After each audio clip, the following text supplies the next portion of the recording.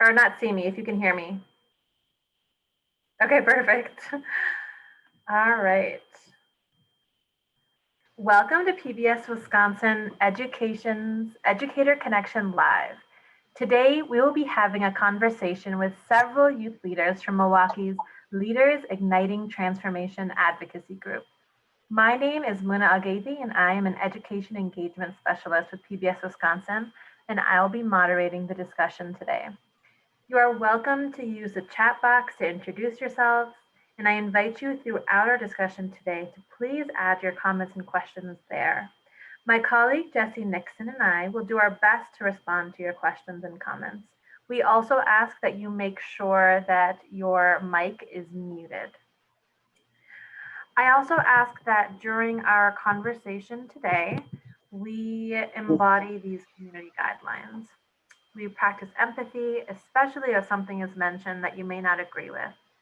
I ask that you center your own learning and recognize that we are all entering this space with our own beliefs, preconceptions, and learning goals. And lastly, be open to new ideas. It is important to note that the viewpoints expressed in this conversation today do not necessarily reflect nor represent PBS Wisconsin as a whole. On that note, PBS Wisconsin is committed to utilizing our platform and being an ally in the fight against racial injustice. PBS Wisconsin believes that there is no place for racism in our society and that we as a system, as an institution, have a responsibility to use our voice and privilege to act. We have a responsibility to educate ourselves and the communities we serve of the injustices that exist, and we have a responsibility to acknowledge and face our own biases. Lastly, we have a responsibility to orchestrate and continue to facilitate conversations like these going forward. PBS Wisconsin continues to expand its delivery of streaming, broadcast, and K-12 educational media resources devoted to understanding and addressing the crisis of institutionalized racism in Wisconsin and the nation. You can explore these new resources online now at pbswisconsin.org. Notably, among these resources is our anti-racism and racial justice collection.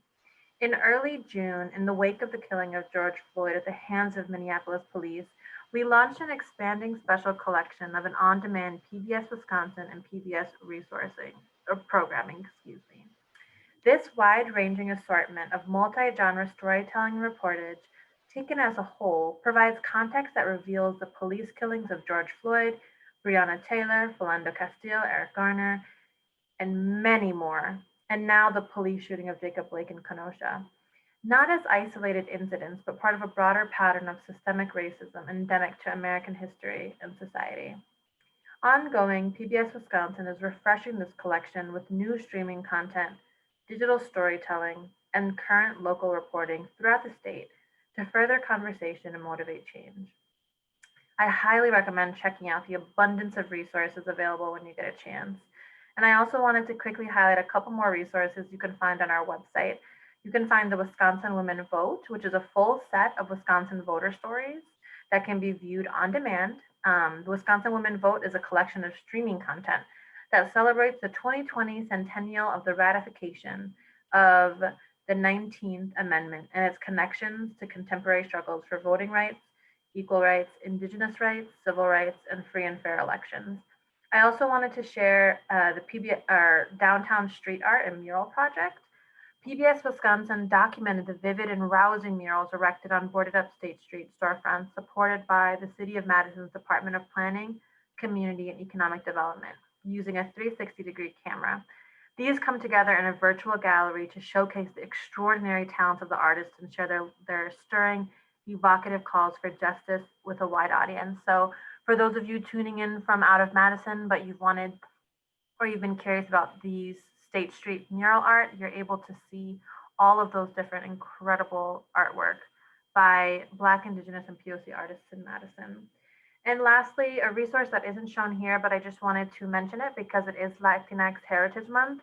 There is a resource called Adelante, and Adelante is a monthly locally produced series by Milwaukee PBS, and it celebrates the rich heritage of Latino people. So I encourage you to find that resource on our website as well. And then lastly, before we start the conversation today, I wanted to share this educator resource on PBS Learning Media called the Election Collection. It has tons of pre-made lesson plans, activities, and videos that you can infuse into your lessons. And I will send all of the resources that I just mentioned in a post-event email, so you will have access to them later. I also want to share that after our conversation with Lit leaders today, my colleague Jessie will share about a really cool campaign for educators and students called Let's Talk About Elections 2020, which is a campaign happening all around the country, empowering students to talk about issues relevant to the upcoming election. So be sure to stay tuned for that. With that being said, let's get started. Today we have Cindy Trujillo Tena, who is the Director of High School Organizing with Leaders Igniting Transformation, as well as 4 youth leaders, Kishan, Chris, Johnny, and Priyana. Let's begin the conversation. So let's see, I am going to just make sure that everyone can see you. Perfect. All right, let's get started. Why don't you unmute yourself and just share what is one of your favorite quotes? Let's start with Johnny, because you're the one that I can see right now. Hi, my name is Johnny. And one of my favorite quotes is from Grey's Anatomy. And it goes like this: change, we don't like it. We fear it, but we can't stop it from coming. We either adapt to change or we get left behind. It hurts to grow. Anybody who tells you it doesn't is lying. But here's the truth. Sometimes the more things change, the more they stay the same. And sometimes change is good. Sometimes change is everything. Thank you for sharing that. How about you, Chris? Hey, one of my favorite quotes is by Malcolm X. He said, "A man who stands for nothing will fall for anything." Kishan?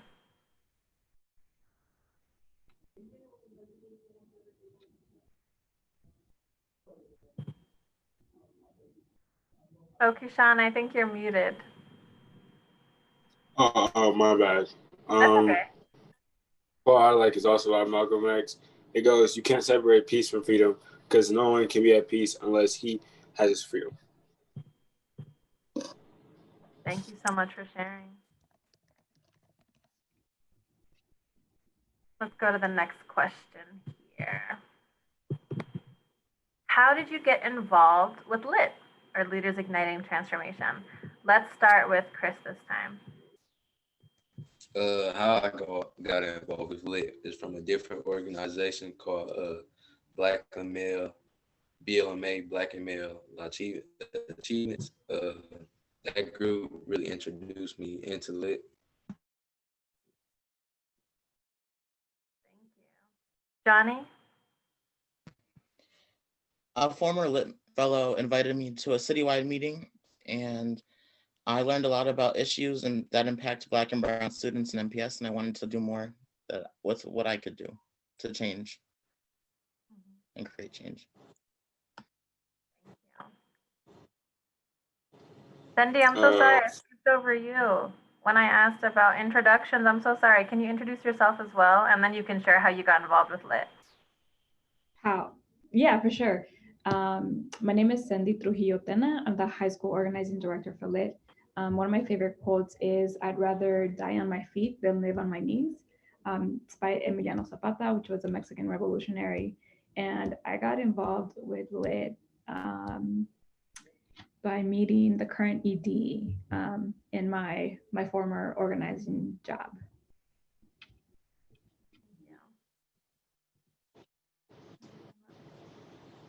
Sean, how did you get involved with LIT?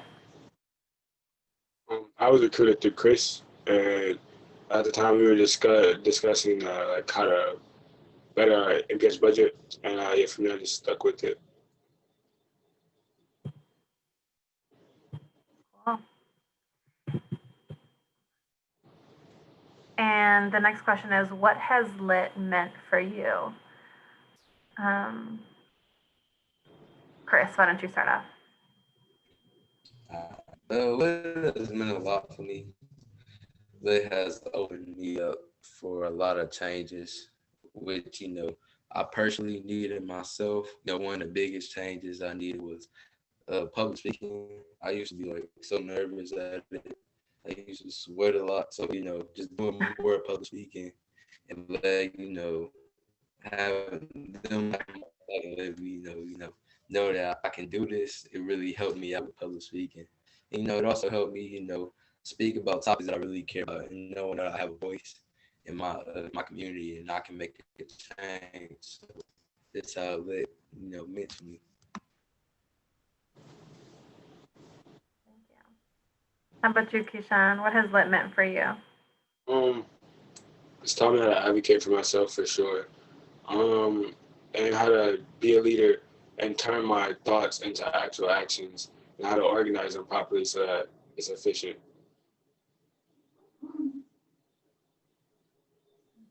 Johnny?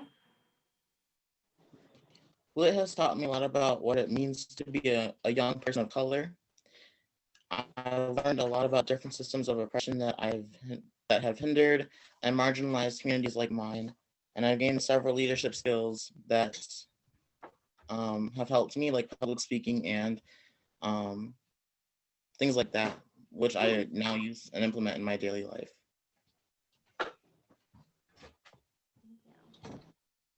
Cindy, do you also want to share what has Lit meant for you?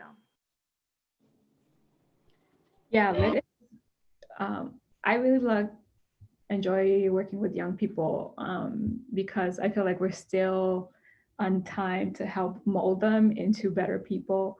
Young people are like far more creative. They are like more receptive to learning new things. They're more open-minded. And being able to work at Lit has been very, very rewarding, especially because it's essentially trying to bring Black and Brown youth together, which if you know anything about Milwaukee and how segregated it is, it's very, very difficult. So the mission of Lit very resonates a lot with me, especially as a young Latina undocumented person growing up in the south side of Milwaukee. Thank you for sharing. And while you have the mic, what does your role look like supporting youth engagement and organizing?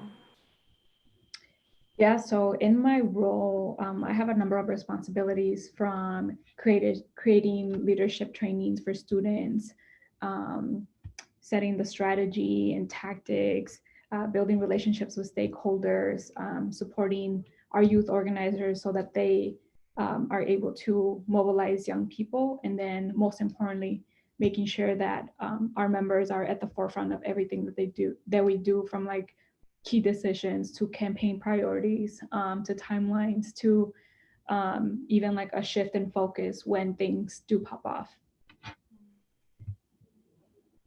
Thank you. What have been some of Lit's greatest successes? Yeah, Those could be small ones. Yeah, sorry.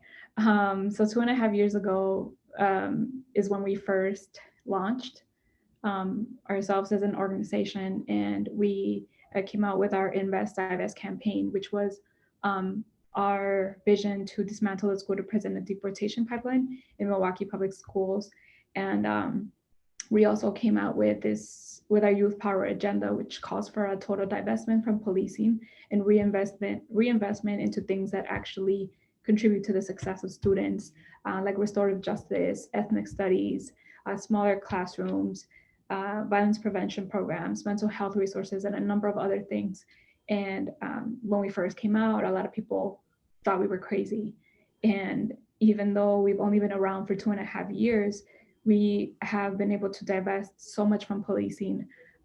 Last year in 2019, we divested the most amount in policing contracts. Actually, in May, we divested $600,000 from the policing budget. And then a couple months later, we blocked a contract that was going to be used for X-ray machines for a dozen high schools in Milwaukee Public Schools. And then earlier this year, in June, we were able to finish or terminate the remaining contracts between Milwaukee Public Schools and the Milwaukee Police Department.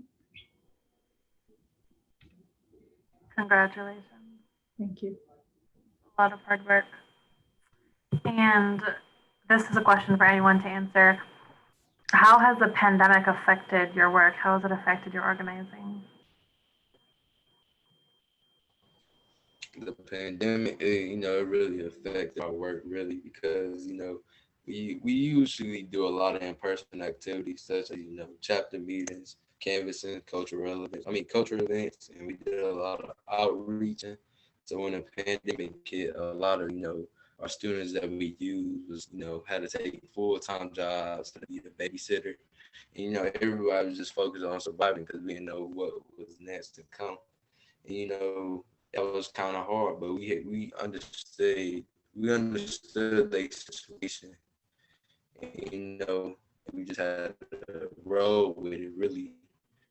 And, it's kind of hard to get students involved and real focus over virtual because you don't get that one-on-one connection with students. You don't get that face-to-face, that feel. It's just kind of hard to get that in-person feeling, but it paid off. Even though this summer, a lot of stuff we did our best, it paid off. So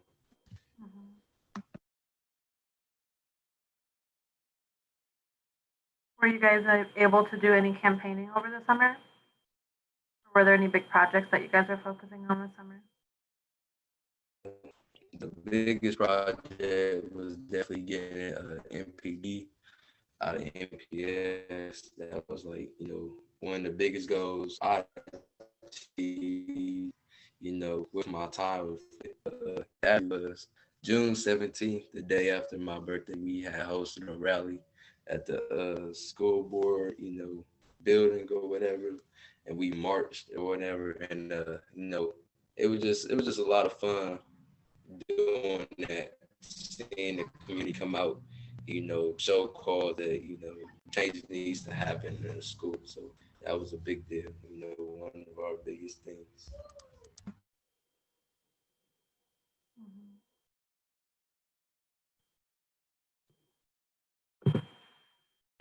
So there's an election coming up. What does that mean for your organizing efforts? And again, this question can be for anyone.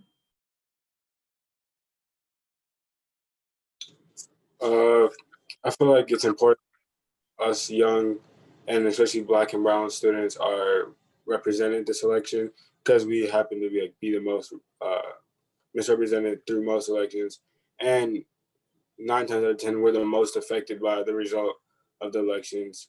And I think this is an important time for us to take advantage of the power that we fought very hard for. And I feel like a lot of people feel complacent in not voting because our our selection isn't the greatest.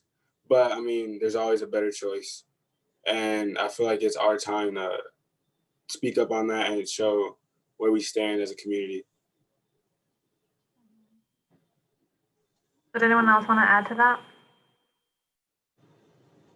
Definitely, especially more important for the Blacks because a lot of times there's a lot of voter suppression in Wisconsin. It's like you have the ID, but nobody tells you that you can get a free ID from the DMV. You have to show proof of residency. And, that's why a lot of homeless people cannot vote. And it's also like 3 polling locations, so the lines are real long. You have to stand out there.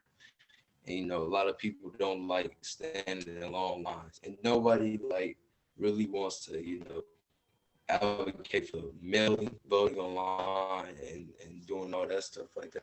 So we've been trying to mobilize, especially for the Blacks and the youth, really.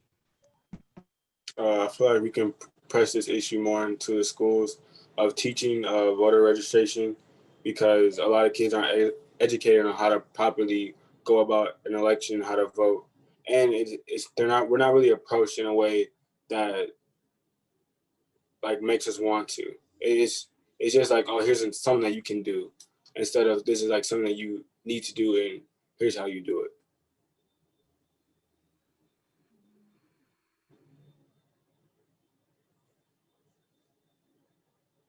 Anything else you want to add? Yeah, I just want to emphasize that like we don't learn a lot about how voting is important, and we don't understand all the facts, so we can't make a good decision when we do vote, and we don't even know. Some people don't know why it's important to vote and why and how it has an effect on us. So it's like just the lack of knowledge there is something that I want to emphasize.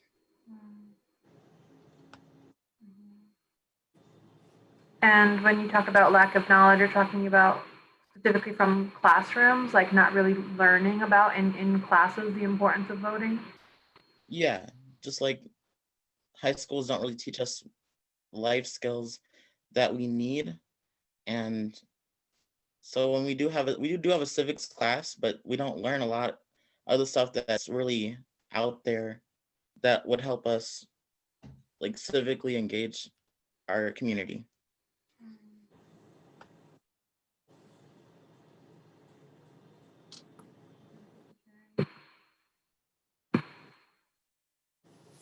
How has Lit's priorities or direction been impacted or redirected since the murder of George Floyd and the subsequent social unrest and protests that have occurred since then?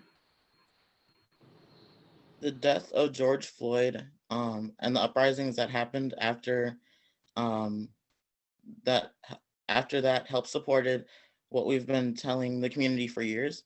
So like police don't make us feel safe, and like these Breonna Taylor's death and George Floyd's death are just key factors in the fact and that help show us that we're not being supported by the police. So they should not be in schools, and they should not be our first responders when we have problems that require like mental health resources or something. Because yeah, so it's unfortunate that like another Black person had to die at the hands of the police, but this was an eye-opening for many people who insisted that we couldn't just remove the police from schools. Although we divested the biggest amount of police contracts between MPS and MPD in this last year, this solution helped shed light on the issue of policing and importance of investing mental health resources and restorative justice in ethnic studies and other things that actually help students succeed. Thank you for sharing, Benny. Chris, Keyshawn, or Cindy, did you want to add?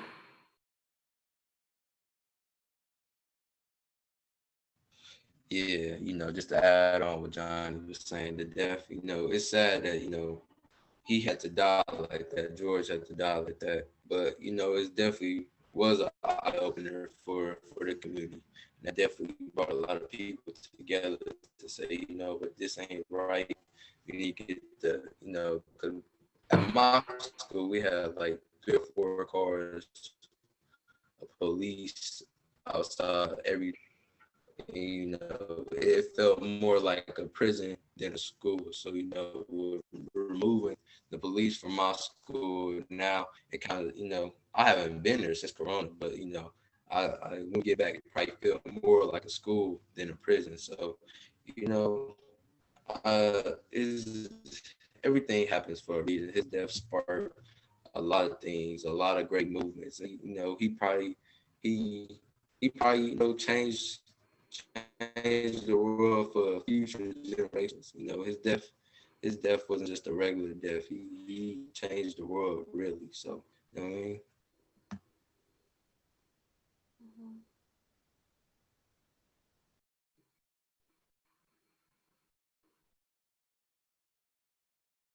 Keyshawn or Cindy, anything else? I think for me, it's just mind-blowing that Black people and other people of color have to, like, their death have to be throughout social media platforms for people to open it. They have to see, people lying on the ground, begging for their lives, for them to see, oh, you know what, like, we actually don't need policing and it's doing way more harm than it's doing good. I don't think we need to, it's ridiculous. It's ridiculous. The bar is, and we need to stop that. And, you know, when I think about like the issue of the school to prison and deportation pipeline, the issue itself had to be studied for like 10 years and backed up with a whole lot of data for people to even accept that it was a thing, you know?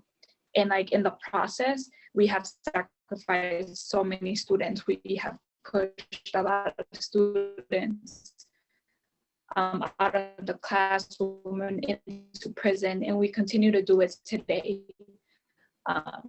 And we also have to acknowledge that policing doesn't just happen at the hands of police.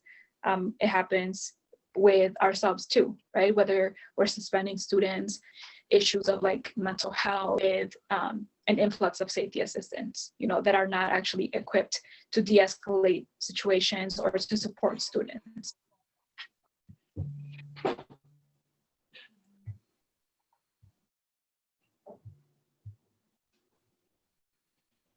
Thank you for sharing, Cindy. So we have a lot of teachers who are on our call today, and I'm curious, a lot of the questions that teachers were asking during the registration form is they want to know, how can we be better at listening and responding to the voices, especially the voices of Black and Brown youth? What ideas do you have? What feedback or tips do you have for teachers to be better?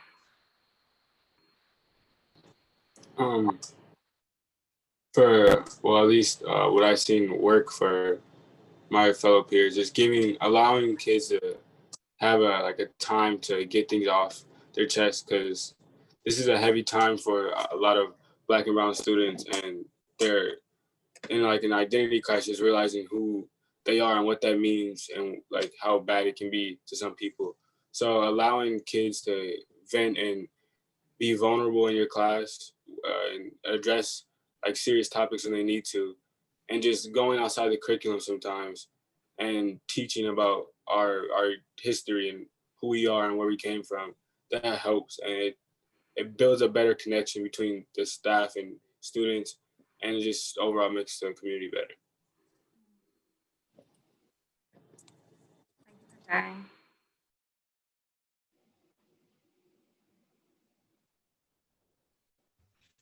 You know, just to add on top of that, definitely is, you know, just being a teacher where, you know, any student can just come to you, you know, having a good day, bad day, just let them, you know, just talk to you, because, you know, a lot of students go through a lot of stuff throughout the day, and they won't say nothing, but they just need that one teacher. Everybody gotta have that one teacher where they can just come to about anything.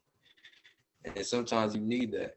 And I feel like, you know, that helped me out a lot throughout the day. Sometimes, you know, something ain't going right at home, I just talk to my teacher, you know, talk to them. You just gotta, you know, just to get it off your chest. Sometimes you just need a teacher to help get it off your chest, you know.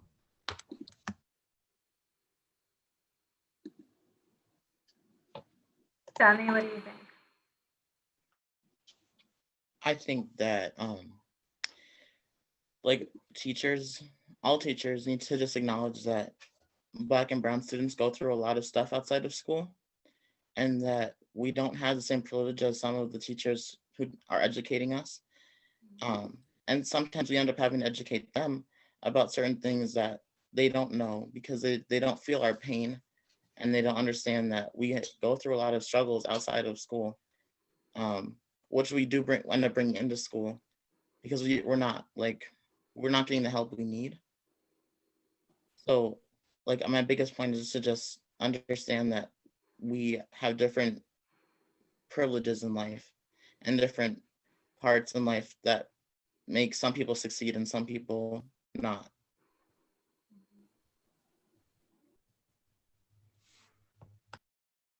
Cindy, do you want to share anything? Yes, I would also add to that too, that, you know, just because like you're the educator or you're the adult, it doesn't mean that you stop learning. Like every single day is an opportunity to learn and to be a better person than what you were yesterday. We also have to realize that society, our families, and like other people who have influence over us have taught us and conditioned us to think about things in a certain way. And it doesn't mean that just because that's what we grew up knowing that that's right. We have to be able to not just like check ourselves, but also challenge us to be better, right? And also, constantly ask yourself, what can I do to make things better? Because a lot of us, especially like when it comes to the issue with police brutality, the violence against Black people, every non-Black person has a responsibility to help undo the oppression the oppression of Black people in particular. But we have to do better, and we have to do better not just by talking, but by actually doing things. Bill, for sharing. I'm curious if you can share a specific example of a time when you felt supported or heard by a teacher.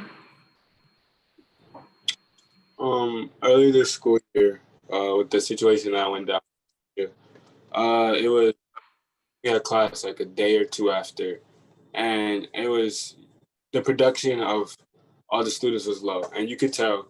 And one of my teachers, white male, he of course he understood that he cannot feel the pain and suffering that we feel when things like this occur and how we feel every day. So he allowed us to open up for like 2 days, I think, just whole class periods about like how we feel, what's going on. And it was just like, we all were allowed to feel vulnerable, even himself. And you could tell where he was coming from a place of wanting to learn and empathize with us in a way. And it was real. It was a real human connection. It was like stepping out of the hierarchy of student and teacher, and we were all just human. Or that's a human teacher and student, and we were just all human. It was like good. I don't know how else to explain it, but yeah. That's powerful. Thank you. In 8th grade, I had a teacher who dedicated some class time to discuss issues that were happening locally in Milwaukee. And this was like the first time that I became aware of the Black Lives Matter movement. And although he wasn't Black himself, he knew how important it was that this movement was to be talked about and how important it is to Black students like myself. Chris? For me, this is my 8th grade year. I had came back to Milwaukee. I had just moved back from Vegas, and I was still getting situated or whatever. My favorite math teacher, he used to be my coach in 6th grade. He helped me out. He knew what I was going through. He knew the challenges I had to go through. So, if I needed a ride to the game, he'll pick me up. If I needed some food, because I probably didn't eat last night, he'll give me some food. He really helped me out a lot through that tough time. So, yeah. Thank you. Sunday, was there a time when you were in high school that you can remember? Honestly, my best schooling experience was elementary. I went to a public school that was also bilingual. 80% of were people of color, which is very different from most of my other friends. And obviously it helped the people of color themselves. So it's not like they had to learn a whole lot about the experiences of their students, but they were very patient. They, were very down to earth. They would make the time to not just build a relationship with students, but even with their parents as well. I don't recall many times that I felt like scared of my teacher or that they reprimanded us. They were always like very respectful, very sweet, and would take a lot of time even like before class or after class to help students who needed that extra support. And I have like nothing but like really good memories of my elementary years.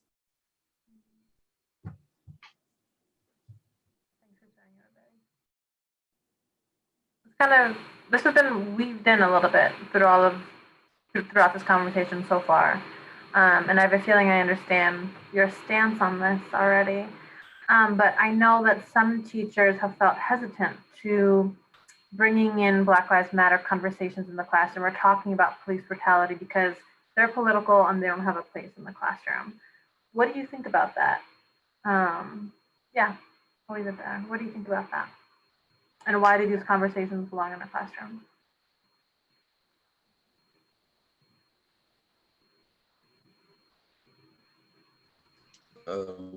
I think with this, I feel like these conversations shouldn't be political. I feel like just like we talk about sports on an everyday basis, really, we should be able to talk about these things in the classroom. We should be able to, say how we feel about these things. I don't think teachers should be hesitant about bringing these topics up in the classroom because it's a real life topic. We trying to get prepared for the real world, and this is the real world. We need to talk about this topic because everybody has a story. We need to know more on this topic. Everybody can learn from each other. So just bringing this topic up in the classroom, you could change somebody. You could make somebody do what I'm doing. You know what I mean? It all starts by talking. Just having a topic, just having a conversation in the classroom. It all starts there. I think it's really important to have these discussions in class because it's not just affecting Black and brown people, it's affecting everyone. Whether or not like you care about it, it's still gonna affect you either way. It's gonna affect your community or the people that you're around. So it's important that we voice up our opinions about it, whether we think the same or think differently. We still need both perspectives in this fight and struggle for freedom. And I think it's important that we start that connection in school so we're able to speak up on these things later in life because I feel like a lot of people don't get a chance to share their voice to the world, and it stops some very impactful messages that could change a lot of minds and spread good into this world.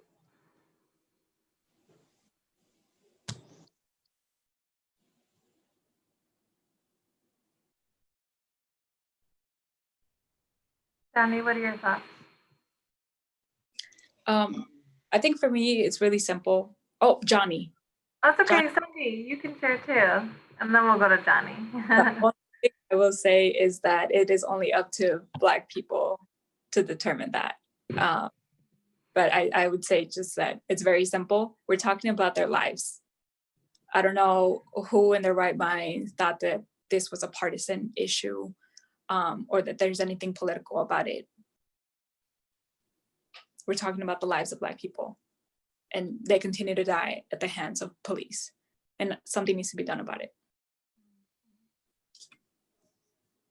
Johnny, go ahead. I saw you shine. Yeah, thank you.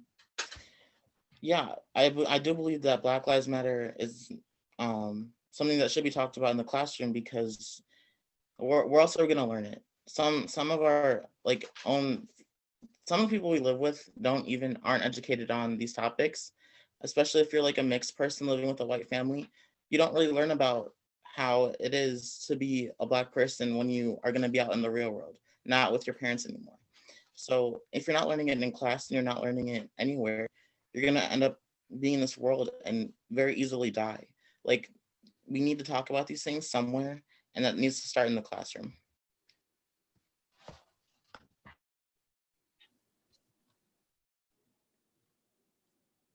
All right, let's talk about dreaming. If you could make one change in your school district, in your school, in your community, what would it be?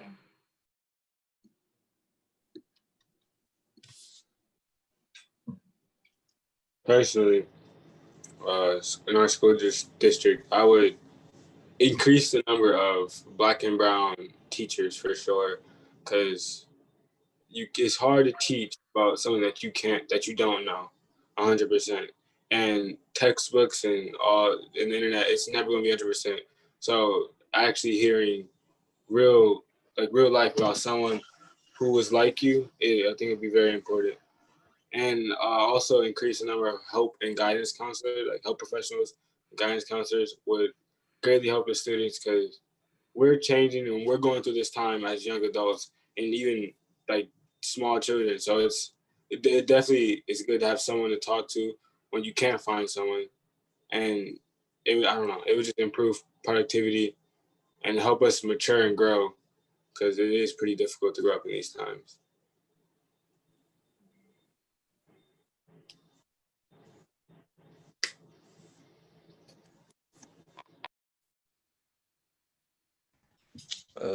My change I would want to make in my school district is to get better funding.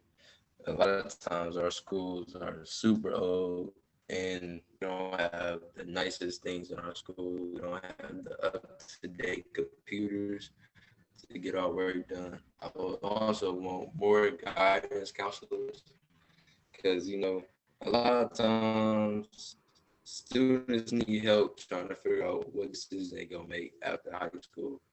And it's only like 2 counselors, and it's like all these kids in the school building, and you gotta pick time, make sure your time is scheduled with your counselor. And then when you get the time scheduled, you only got 15 minutes, and you can't really talk about that much in 15 minutes with your counselor. So just get better funding,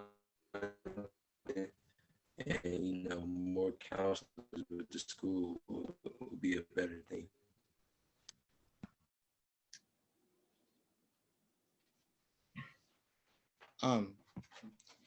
I would just say that, like, create equity for all students and people in the school, classroom, and district, because it's not just the students that might be feeling some type of way.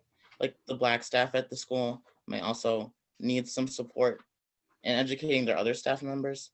But definitely one thing I have to say is, like, my school has over 900 kids in it, and there's only one school psychologist at my high school. And I find that to be really shocking, because how is she supposed to do everything she needs to do when it's a 1 to 900 ratio? I just don't understand.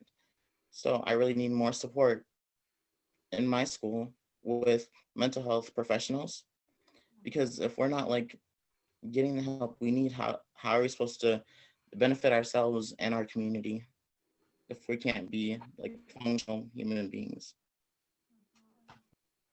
That's such a good connection, because somebody just asked in the chat, and this is just something you can keep in the back of your mind, so we'll get back to it later. But someone asked, do you have suggestions of how student service staff at school can be supporting Black and Brown students' well-being and mental health this year? Would groups facilitated by peers and or adults work? Drop-in times that counselors, psychologists, social workers are available? So think about that, and we can get back to that question during the Q&A. Cindy, what's a change you want to make? Everything. Right? I would add to what they just said. I'd really want to change the mentality of a lot of education workers, not just like in MPS, but like in the country in general. Like, we are just so accustomed to, this is how things are, this is how things have always been done, and that's just what we're going to continue doing, right? But that isn't working, right? And when we're like when we offer like constructive criticism, or say like we need to be doing this instead of that, or like you need to listen to students and whatnot, it's not a personal attack on you, or whether like you as a person or you as an educator. Like, we desperately need educators who are compassionate, who like truly care about Black and Brown students. But that means that we have a lot of unlearning to do. And if you want, young people to be great citizens of the world and whatnot, we have to model it first, because a lot of them are not getting it from home.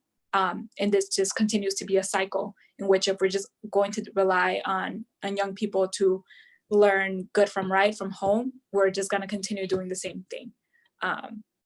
And two, like we need to stop focusing a whole lot on academics, because if students are not okay in the mind and in their hearts, they're just not going to succeed academically. It doesn't make any sense. So it's really, it's super necessary that we are making sure that they are okay mentally, emotionally, so that they can succeed in other areas. Mm-hmm. I'm going to skip this question because I want to ask this question and then have my colleague Jessie share about the Let's Talk About 2020. And then we'll have some more questions at the end, okay? So let's kind of close off this section with this question. And that is, what does the future look like for Lit, and how can we support that? Yeah, so I can take that. Well, nobody saw this pandemic coming. And it has been like very tough, especially on the young people that we work with, but hopefully with better leadership that will change very soon. And as an organization, we already set the bar very high for an organization that only started less than 3 years ago, for us to have been able to completely remove police officers from our schools, to stop metal detectors, to get 8 of the 9 school board candidates that were running for office last year to sign our youth power agenda. And then recently too, we helped pass a resolution to end suspensions for students in 5th grade and below for willful defiance. Like, the number of things that young people were able to do in such a short time span is like amazing. And I hope that this helps people like stop underestimating young people and what they can do. And I hope that young people, continue to feel empowered, and that this helps them understand that they are way more powerful than they think they may be. And you can support our work by doing a number of things. From, if you're an educator, continue to learn and listen to students, especially marginalized students. You can donate to our work. When we are back in person, hopefully come check us out in person or come to an event. We are a statewide organization, so we are doing college organizing across different campuses in the state. But otherwise, also you can follow us on social media to keep updated on what we're doing. Perfect. And I can share your social media things in the post-event email. For sure. Thank you so much, Cindy. All right, I'm going to pass the baton to my wonderful colleague, Jessie, to share about a really cool campaign. And then we'll come back for a couple more questions for Q&A. All right, take it away, Jessie. Thank you, Mouna, and thank you everybody at Lit for sharing your important voices. I wanted to take this opportunity just to tell you about something that PBS and KQED out of San Francisco has started, and it's called Let's Talk Election 2020, and it's a youth media challenge giving young people the chance to get their voices out about what they care about in the upcoming election. I'm going to share my screen just for a moment.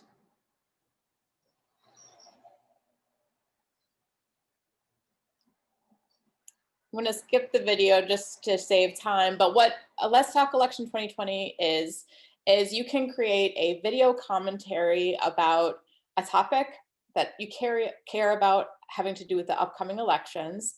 It's supposed to be personal, so why does the young person making the video care about this issue? How does it affect them or their community? It can be a narrated slideshow, a video, a stop motion animation, or it can be an audio commentary, so if you don't want to necessarily include any images. It's really short. It's under 2 minutes, about 400 words. And if you and your teachers, your educators participate in this, your video or audio will be shared on a national website, which I'm going to show you real fast. Oh, maybe. This is the Let's Talk Election 2020 website.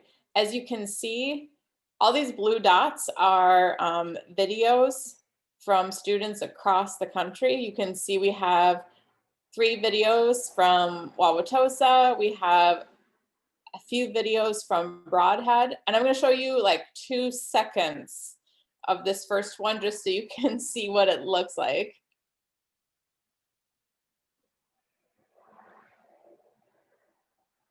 Imagine if everyone you knew vanished. What about your town, your country, your state? Gone. No one to vote, no one to work, no one to pay taxes, no one to be there for their family. After watching the documentary, The 13th, and participating in the recent Black Lives Matter protests, my heart broke as my eyes were opened to the injustices in our country. I began to realize that people are disappearing. 1 out of every 6 Black men between the ages of 24 and 54 is in prison, arrested at 5 times the rate of white men. Black fathers, husbands, brothers, and important community members are gone. This leaves children 3 times more likely to have a behavioral problem or depression, and That's just one example. These are really short 2-minute pieces that middle school students and high school students can create, share with this national audience, and get their voice out there about what's important to them in this upcoming election. Even though young people might not be old enough to vote, they have a whole lot to say, and it's important to help them find a place to share those voices. So if you're interested in something like Let's Talk Election 2020, I'll include the link in the email coming out afterwards, but you essentially register to a KQED site, which is free. They have curriculum, they have prompts, they have videos to help you if you want to make a video and don't know how to make a video. And then you share those links with a national audience. And also here in Wisconsin, we're sharing those on our Wisconsin PBS site as well to get Wisconsin voices out. I'll share this all with Mouna afterwards and my contact information if you have any questions. Thanks, Mouna. Awesome. Thank you so much, Jesse, for sharing that. Okay, so we have about 7 minutes left. So I'm going to just ask some of the questions that were asked during registration. And if anyone has any other questions that they want to ask, feel free to add those to the chat. So let's circle back to that question that was shared about mental health. What do you think about, what suggestions might you have? What ideas do you have for school social workers who want to support Black and Brown students' well-being or mental health this year?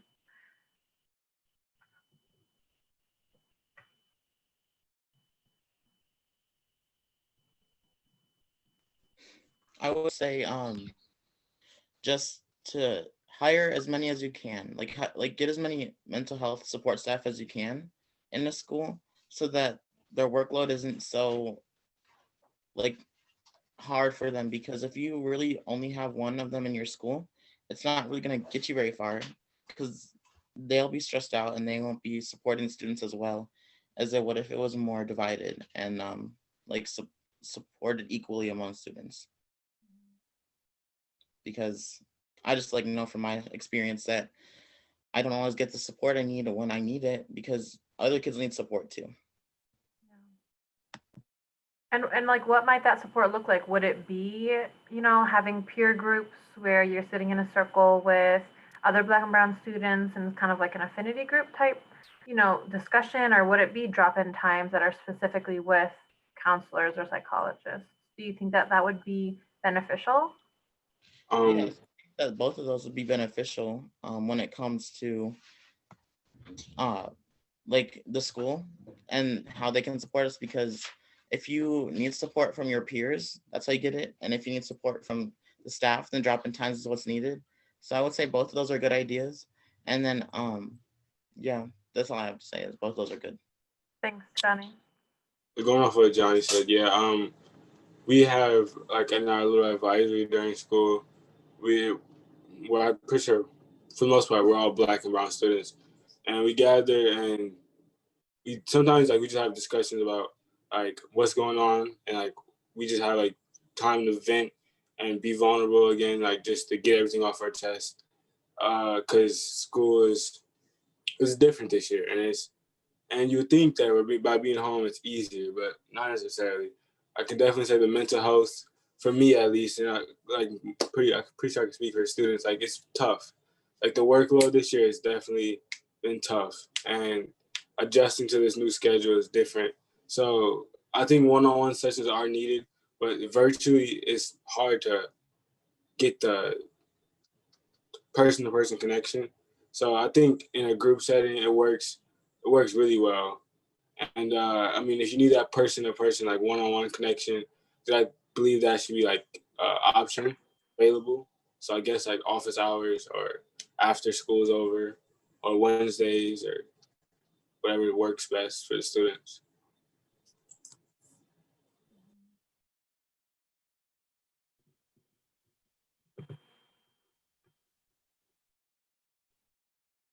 All right, I'll read some of the other questions that we got. Um, One of them is the school year has just begun. How do you feel about it so far and look forward to as the year progresses? Let's focus on the positive. What are some things that you're looking forward to as the school progresses? Basketball, because I heard we still having our season.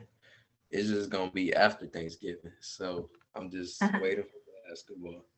Another positive would be, you know, I don't want to say it, but it's some tests are like easier to cheat off of this year than recent tests from in the school, because in the school I usually have to do my work, but now I could just ask my friends and we all just we just help each other out. If you miss an assignment, we send you the notes, and it's just I don't know. I just got a better bond just with my friends from school, from online. So I don't know. Yeah.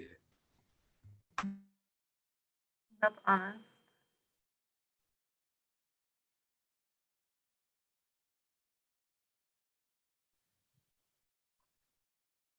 What do you feel like is working well right now? What do you want to see more of?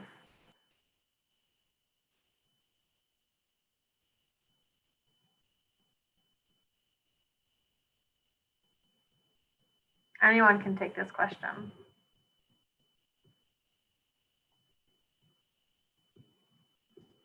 I would like to see more of our teachers. They did it last week Friday. We just had like a whole session to just talk about what can we do to change the community? How can you better the community? Because in the end, we all want to make our own ways and do our own things, but we also got to leave a path for the next generation. Just talking about that, I feel like we need to have more talks about that as well. And I feel like my teachers should do more of it, because kids that you rarely hear talk in the class or on the Zoom call, they was all talking, and I feel like just talking about that can really spark something. So I feel like having more of them conversations.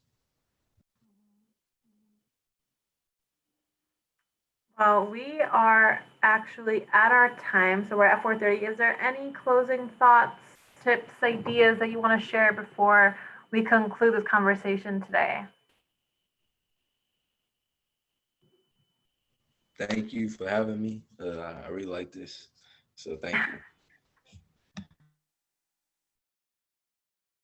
Yeah, thank you for listening. It means a lot.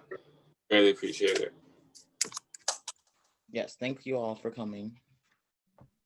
Thank you so much, Cindy. Thank you, Johnny. Thank you, Chris. And thank you, Keyshawn, for being here and sharing your perspectives and your experiences. There are some comments happening that you are all amazing young adults. Thank you. Your perspectives have been so enlightening and great to hear. So thank you for taking some time and sharing with us all today. And for those who have attended, there is a recording of the webinar that will be sent out that you can share with your colleagues and your peers. And we'll be sending additional resources out in that post-event email. So make sure that you stay tuned for that. And we have a really exciting thing coming up starting in October. It's called Wisconsin Ed Camp Chats. And so it's basically going to be an opportunity for educators to connect with one another, but to build the conversations they want to have. So it's very similar to the Ed Camp style where teachers choose their own topics. And so just stay tuned for some events that are coming up. And again, a huge thank you to Leaders Igniting Transformation for joining us today. Bye, everyone. Have a wonderful rest of your day.